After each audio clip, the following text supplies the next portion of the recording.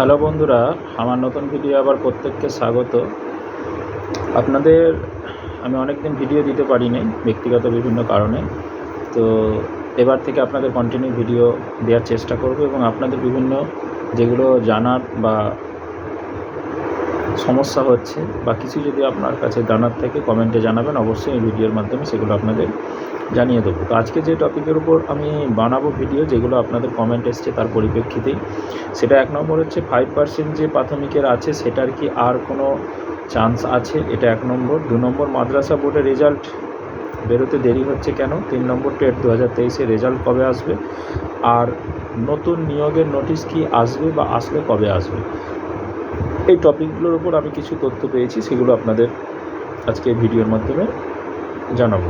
চলুন ভিডিওটা শুরু করা যাক। প্রথম হচ্ছে প্রাথমিকের 5%, এটা আমি আগেই ভিডিও দিয়েছি, তবু অনেকে কমেন্ট করছেন বলে আমি বাধ্য হয়ে এটা বলছি যে নর্মালি সিস্টেম অনুসারে কিন্তু 5% আর কোনো সুযোগ নেই, কিন্তু একটা কেস আছে, কোর্টে কেস করা হয়েছে। তো সেই কেসের পরিপ্রেক্ষিতে যদি কোনো অর্ডার আসে বা হয়, তাহলে যে কজন অবশিষ্ট আছে 350 জনের মধ্যে কিছু জনের হয়েছিল, তো এখনও 200+ পড়ে আছে, তো তাদের হবার একটা চান্স আছে। না হলে প্যানেল কিন্তু এক্সপায়ার হয়ে গেছে, নিয়ম অনুসারে আর কিন্তু হবে না। 2 নম্বর মাদ্রাসা বোর্ডের রেজাল্ট বেরোতে দেরি হচ্ছে কেন, এর পিছনে জানি না। মাদ্রাসা সার্ভিসটা নিয়ে একটা কিছু ডামাডোল হয়েছে, কারণ মাদ্রাসা সার্ভিস কমিশনের যাবতীয় কাজ কিন্তু কমপ্লিট হয়ে গেছে। অতএব এটা বেরিয়ে যাওয়ার কথা বা বের করে দেওয়ার কথা, কিন্তু কেন বেরোচ্ছে না এটার সঠিক সদুত্তর কেউ দিতেও পারছে না। কিন্তু আমার অনুমান যেটা খুব শিগগিরই বেরোবে এবং সেটা হয়তো পূজার আগেই বেরোবে, কিন্তু এটার কোনো গ্যারান্টি নেই। আবারও বলছি, আমি এটা অনুমান করে বলছি, এগুলোর কোনো তথ্য আমি পাইনি, চেষ্টা করেছি।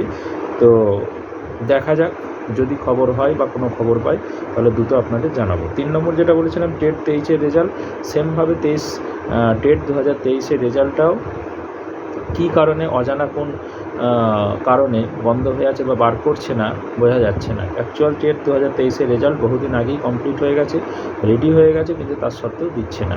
তো আমার অনুমান এটা প্রাইমারির এই বিভিন্ন ডামাডোলগুলো চলছে বলে ইচ্ছাকৃতভাবে এটাকে স্টে করে রাখা হয়েছে। আমি টেট 2023-এ যারা আছেন তাদেরকে এটা রিকোয়েস্ট করব, আপনারা পর্ষদকে চাপ দেন, প্রেশার ক্রিয়েট করুন যে আমাদের টেট রেজাল্ট ইমিডিয়েট বার করতে হবে এবং পরবর্তী নিয়োগের সাথে আমাদের জুড়তে হবে। এটা যদি না করে তাহলে টেট রেজাল্ট কিন্তু এখন ঝুলিয়ে রেখে দেবে এবং আপনাদেরও এই রেজাল্ট আর বেরোবার কোনো আশা দেখছি না। তার কারণ এটার কিন্তু বেরোবার কোনো কারণ নেই, যে বের করছে না কেন, এটা এই কারণ ওই কারণ কোনো কারণ নেই, ইচ্ছাকৃতভাবে এটা করে রেখেছে, এটা পুরো রেডি হয়ে আছে। তো যে কোনো দিন বেরোতে পারে, যে কোনো সময় বেরোতে পারে।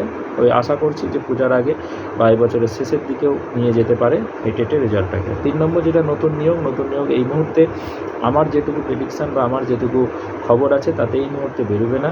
32,000 মামলার অলরেডি আপনারা জানেন যে শুনানি পরপর হয়ে যাচ্ছে, এবং সেটার কি রেজাল্ট হয়, কি শুনানিতে কি ফাইনাল হয়, তার উপর ডিপেন্ড করছে এই নতুন নিয়োগ।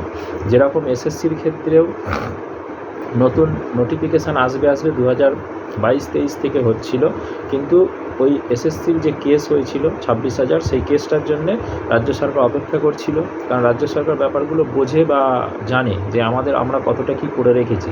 অতএব এটা রায় এরকম মেবি হলেও হতে পারে।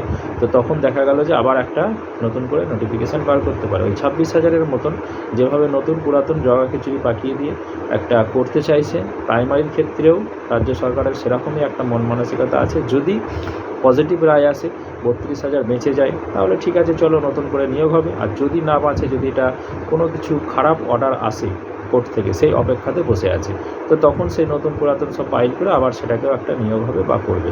এই সব মন মানসিকতা নিয়ে বসে আছে, এবং আমার মনে হয় না এই মুহূর্তে এক্ষুনি 1 মাস 2 মাসের মধ্যে কোনো কিছু হবে। যদি ওই অর্ডারটা, যেটা 32,000 মামলা চলছে, সেটার যদি কোনো নেগেটিভ পজিটিভ কিছু রায় 1 মাসের মধ্যে আসে, তবে 1 মাসের মধ্যে আসার চান্স খুব কম। এখনও মিনিমাম 2 থেকে 3খানা হিয়ারিং হবে, এবং যদিও হিয়ারিংগুলো খুব তাড়াতাড়ি হচ্ছে, আগামী জুলাই মাসের মধ্যে হয়তো হিয়ারিংগুলো কমপ্লিট হলেও হতে পারে, তাহলে আগস্ট সেপ্টেম্বর মাসে কিছু একটা রায় আসবে এবং তার পরিপ্রেক্ষিতে নিয়োগ হয়তো শুরু হলেও হতে পারে। কিন্তু তার আগে আমার মনে হয় না এই মুহূর্তে প্রাথমিক টেটের কোনো কিছু খবর আছে বা হতে পারে। তো এই হচ্ছে মোটামুটি সারবর্ত। আর একটা যেটা শেষ বলবো, 32,000 যে কেস চলছে, কেসের হিয়ারিং আপনারা শুনছেন, আমিও সেগুলো ওয়াচ করি। তো তার পরিপ্রেক্ষিতে 32,000-এর যে বর্তমান পরিস্থিতি বা 32,000-এর যে গত আগের দিনে যে শুনানি হয়েছিল, যেখানে